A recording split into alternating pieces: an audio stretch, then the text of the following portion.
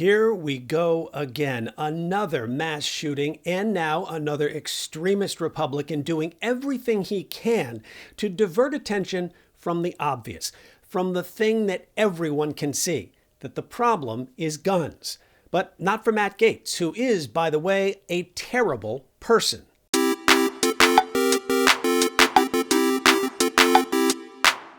So Matt Gaetz has a podcast, and sadly, it is called Firebrand. Matt, that's a word best used by someone else to describe you. You don't use it to describe yourself because that makes you look like a tool. But Matt Gaetz, who is a tool and a terrible person, says the Louisville shooting is proof.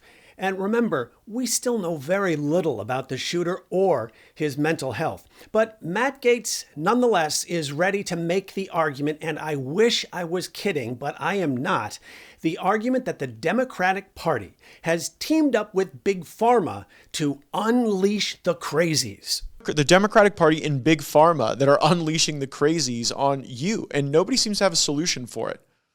So here's one. We need to reopen the asylums. Let me start by saying, first of all, you, Matt Gaetz. Calling you a terrible person, well, it really just falls so far short of the mark. We are going to need a bigger boat.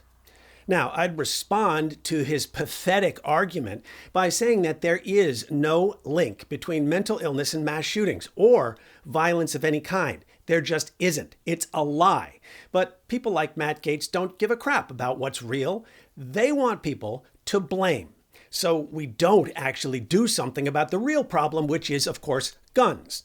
Mental illness, of course, is universal. Every country in the world has mental illness, and we are no different.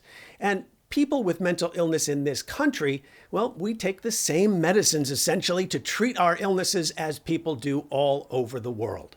But mass shootings, that's an us problem. Nowhere else in the world do kids die in their classrooms as they do in the US. And nowhere else in the world does it make sense to say something like, wait, which mass shooting? Because simply you can't keep up. Democrats want to blame guns, of course, but we know it's not that simple. Matt Gaetz, who I remind you is a terrible person, says it's not the guns, it's the mentally ill boogeymen, who he actually says could be waiting around the corner to kill you. Good people have a right to exist in the country without wondering if some crazy leftist or mentally ill individual lurking around the corner is about to post up and kill you. Maybe even at your local bank, like we saw in Kentucky, quite sadly.